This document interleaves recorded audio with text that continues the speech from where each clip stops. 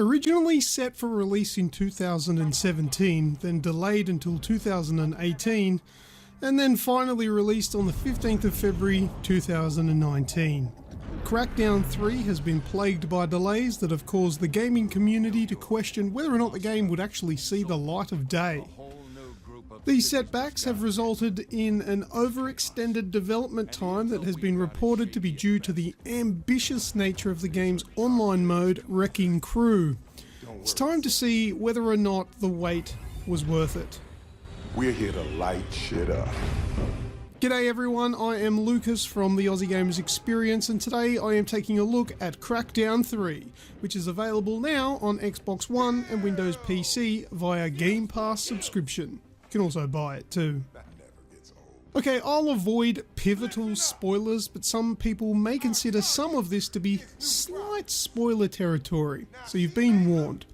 What we have here is a typical action movie style plot where an evil corporation known as Terra Nova has taken over New Providence and spread their corporate gangsters, psychopaths and butchers all over the once pretty-faced city.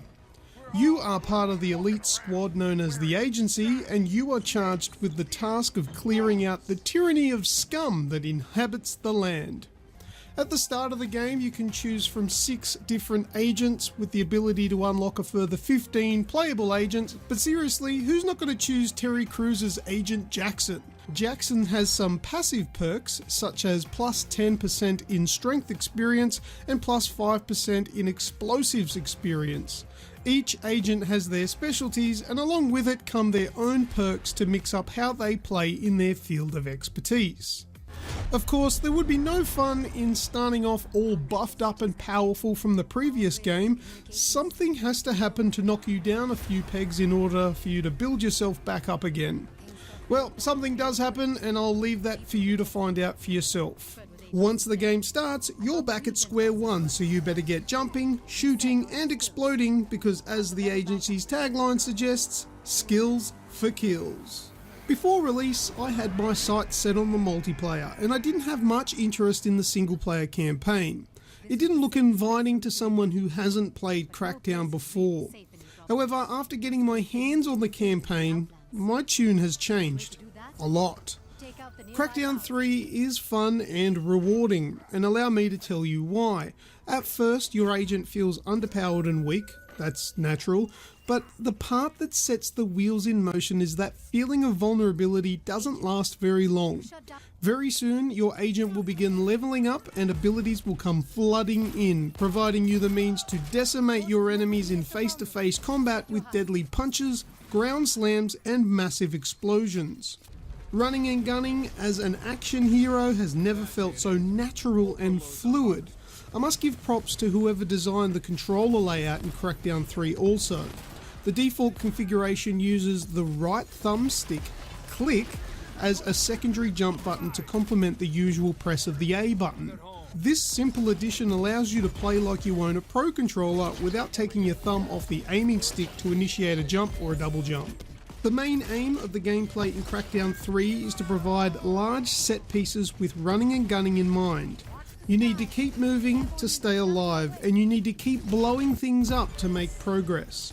Simply put, this is fun and most certainly makes the player feel like a badass big hitting hero. Crackdown 3's main campaign supports 2-player co-op, however, the way that it has been implemented is so confusing that I may struggle with this section of the review. The way that it works is that you need to create a character save and a world save separately. When you are invited into another friend's world save, you will have to take your saved character into their world. The progression will go towards that world save, which at this time is copied over onto your console. So now you have your friend's world saved in a save slot on your console for you to use. You can continue on from that world save in single player, but all of the progress prior to your online session will also be saved. So if your friend has progressed further than you, you may miss key parts of the game. You as the visitor will not receive any progression for your separate world saves that are on your console. I would recommend starting a fresh world save between you and a friend, and if you guys are going to play together, you use that world. A little bit confusing. If you don't really understand what I'm trying to explain here, put some comments in the comment section down below. Now, I can understand why this is the case, as it can be a tricky mechanic to implement, with sharing progression. But with other games such as Borderlands and Dying Light having this kind of progression for co-op play and making it work really well, I think it would have been a better way of doing things. But I don't make games, right? I just play them. Okay, so the characters in Crackdown 3 provide a walk down memory lane for older gamers like myself. Enemies and bosses are a nod and a wink to the 80s and the 90s with an over-the-top cheesy evil nature to them. You know, the whole "you'll never stop me" attitude, followed by a scene where you've accomplished the contrary. Welcome to the dawn of a new age, the age of Chimera. Bow to its glory, or burn in the flame.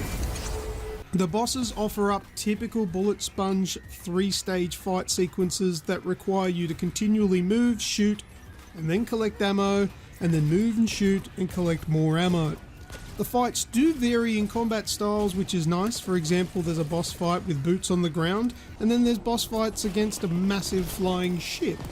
If that is your best shot, you're already... There are plenty of vehicles that you can collect and drive throughout the game, the ones just driving around in the street or parked on the side of the road, and each time you drive one of these new vehicles, it's added to a list of vehicles that you can spawn at any supply point that you've activated. There is also the main vehicle in the game called the agency vehicle. This one is the most versatile as it can transform into 3 different modes. One mode is the lightning mode, which is a futuristic style speed machine that can perform side swipes and has the highest top speed of the 3. The second is the spider mode, which will allow for more off-road conditions and can perform jumps and will also drive up the side of buildings. The third mode is the Minotaur Mode, which is essentially a tank and is absolutely at home in this game. Also, by pressing up on the D-pad, you can summon your vehicle who will come to your rescue, kinda like a faithful steed. But be careful, it likes to run you over.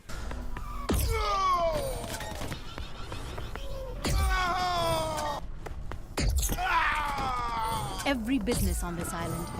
All money starts and stops with a... Driving in Crackdown 3 feels like it's the least polished part of the game. Driving feels floaty and doesn't have that satisfying feel. The vehicles feel like they're made of foam and they don't feel like they've got any weight to them. It's almost like the gravity effect on vehicles is just a little too low. Now, the graphics in Crackdown 3 are crisp, clean, and look amazing when running on the Xbox One X. The Xbox One S, well, it's a little bit lower in resolution, but still looks great nonetheless. The colourful palette used is vibrant and refreshing and gives the game that surreal look that Crackdown has had in previous games, from what I've seen. Crackdown 3 has a lot in common with the previous games that may not be the greatest feature. The architecture and level design is a throwback to the last generation of video games. Simple structures that kind of defy gravity and sharp edges to ramps that is a tell that the design of Crackdown 3 is heavily based off the older games. This isn't necessarily a negative feature to the game, but it doesn't help to hit home that this is a 2019 late generation game. I think this is evidence that this game has been in development for a long time. Wrecking Crew is the online multiplayer aspect of the game. At the time of this review, Wrecking Crew wasn't available in all its glory for obvious reasons, and that being that the servers weren't running yet. However, I've had the opportunity to play Wrecking Crew with Microsoft at their head office. The standout takeaway from playing Wrecking Crew is that it's fun. What you get here is fast-paced running and gunning with verticality that is off the charts. Locking onto enemy players means that there's no struggling for those who can't shoot like myself, but the art in the game isn't in being the best shot, but more so being the most nimble and able to navigate the map using buildings to break line of sight. Sounds easy enough. But with the new Azure cloud-based engine, buildings are all destructible in real time for every player in the game. If you feel safe hiding behind a wall, that safety can be quickly removed as the enemies shoot through it with rockets and down comes that wall. There has been a long wait for Crackdown 3 to be released, which has left some fans disappointed that this flagship game wasn't released years ago. Fans of the series will find a familiarity with the game and will likely enjoy the nostalgic feel from it, while newcomers may find the game to be dated and feel that Crackdown 3 brings nothing new to the table. I believe that both of these reactions are pretty much warranted given the situation that surrounds the game and its release. Now, I'm a newcomer to the series, not having played the previous games, but I was impressed mostly by the addictive nature of feeling like a powerful super agent, taking down hordes of enemies one after the other. The gameplay, although fun, can become repetitive and oversaturated with movement on the screen. Crackdown 3 is a game that we've all seen before, but with a nice coat of paint over the top, so that's nice. The controls are solid and the fun is there to be had.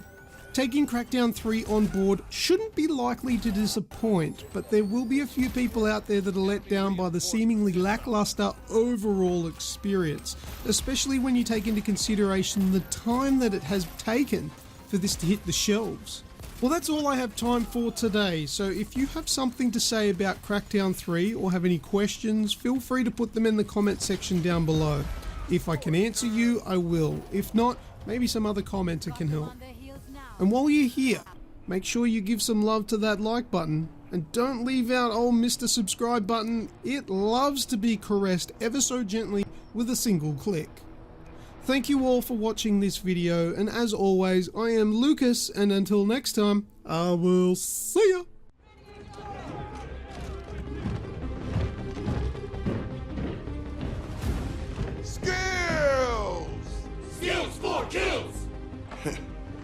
That never gets old.